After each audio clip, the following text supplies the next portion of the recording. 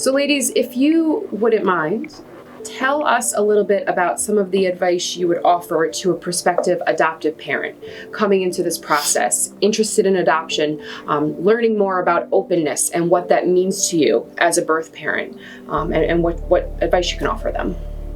What I would basically tell an adoptive parent, because everybody's different, like, just ease your way. Don't try to rush anything. Because when you're rushing, you're like, okay. Because at first I was like, I want to text them. I want to call them. I want to see her. I had to learn to come to them. I had to learn to go to them and say, how is she doing? How are you doing? Because they are concerned about us. They do care. They do want to make sure, because we gave them a gift. Yeah, please share. I would say two of the biggest things as far as open adoption goes, I can't speak on closed adoption, but I would say two of the biggest things are just keep that line of communication open with no judgment. Just be very open with each other. And you have to both set what boundaries you want to go by, because that was a hard thing for a while there with me and Sam and Jeff, is they felt like they were doing too much, and then there was a point in time where I felt like they weren't doing enough because they were trying to step back and give me the space I needed. But in reality, for me, I needed them to be all up in my face with it. So, and they didn't know that. So because they kept that line of communication open, I was able to sit down and feel comfortable saying to them, look, I feel like you're falling back now that everything's official. I feel like you've disappeared. And they didn't get offended by that. They were just like, actually, we're sorry, because we felt like we were doing too much and we didn't want to scare you away. So like the lines of communication and boundaries on both ends need to be very open. And that, I mean. How about you, Sierra? Well, for me, it's about the openness. What me and Sam, David, and Anthony, we set the boundaries at the meeting. When I met them, they gave me a picture book, and they're like, this is our promise. We're going to send you pictures to fill this up. And they did. And the book is now full. The book is full of letters, pictures, and like they kept that promise, and that made me more solidified to them. Okay, if you guys are going to do this, you guys are going to do everything else that you said. And they have.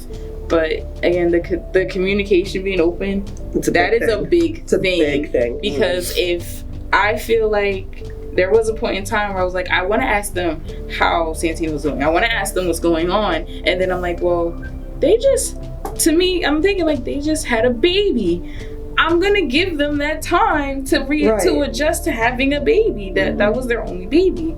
I'm going to give them that time, and I didn't say anything to them. And then I was going through my own depression about, you know, the whole adoption process. And then I did reach out to them. They were like, we didn't want to make you grieve more by telling you this is how he's doing, this is what he's doing, this is what he's doing. And they thought it was going to make me sad. So they didn't reach out to me as well as I didn't reach out to them. We were giving each other that space. But for us to be comfortable enough to tell each other, this is why, that helps a lot. Like, talk to the birth parent, because as much as they're freaking out about us, we are freaking out about them. Yeah. and nobody knows that until no one wants to somebody nobody wants to say it first, but somebody has to say it first. Right. And you know, depending on how your bond is, how open you are, that's how that's gonna go. But it needs to be set. Boundaries need to be set. But at the same token, it's not just about the birth mom and her boundaries. It's about the family and their boundaries. Yeah, it's like a birth mother could be asking, and they're like, "Hey, we just had a baby. We don't know what we're doing." Well, and I think too, that's the great thing about the fact that you all are working with an agency. Yeah. Right. So if there are those tough moments, which you've all experienced, and you've all called me and said, "Amanda, this is happening. Can you reach out and try and help navigate this?" I use your phone number a lot. That's what we're here for, because we are your backbone for you guys, for them. If anything comes up, whether it's in a week or 15 years from now, you call us so we can help solve it before it gets worse. Because 99% of the time, it's just a miscommunication that has to be resolved, and we can help facilitate that for you. I got excited every time I see her name pop up. Yeah. Yeah, I mean, this journey doesn't end. I mean, we're always going to be here for you. It's like another family. Yeah. Brittany, do you want to just, touch on this idea of you know, not making promises that you can't keep. And this idea that some families have of, if I embark on an open adoption, does that mean that my birth parent is gonna come back or regret their decision, and sharing that child with them, like what that means and all of that.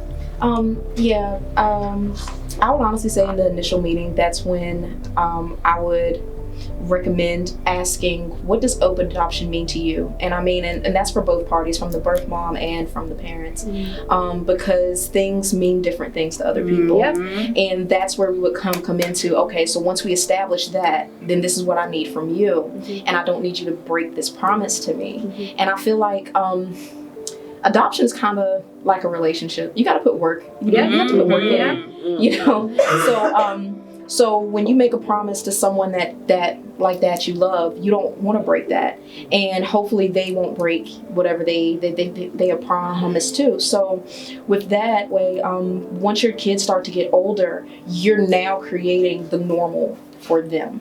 It'll be normal for them to have two sets of parents. It'll be normal for them to go and see like their birth mom, or to, you know, or whatever, you know, because society has a way of making you feel bad for just doing something a little bit different.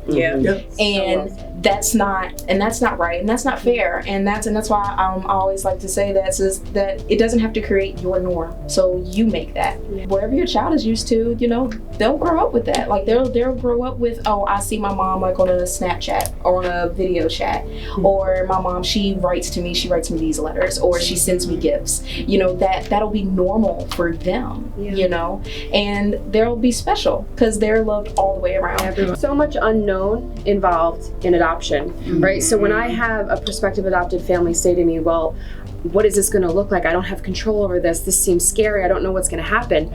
I always say to them, that's exactly how a birth parent feels, right? So when you guys came to me and you chose your family and you're sitting across from me saying, well, how do I know what this is going to look like? I'm scared that they're not going to keep these promises that they're going to make to me. It's an unknown relationship that both sides are getting into. And I always say that the best placements and the best open adoptions that are created through us are the ones that I help facilitate, but then I'm able to take a step back and allow both sides to talk on their own. Because we're always here for you, we'll continue to be here for you, but it's best coming from you guys and being able to voice to them face to face what you expect and what you want out of this, and then vice versa, so that everybody feels comfortable, and ultimately your children are going to have so much love around them, which is exactly what you just described right now. So thank you, ladies. You're welcome.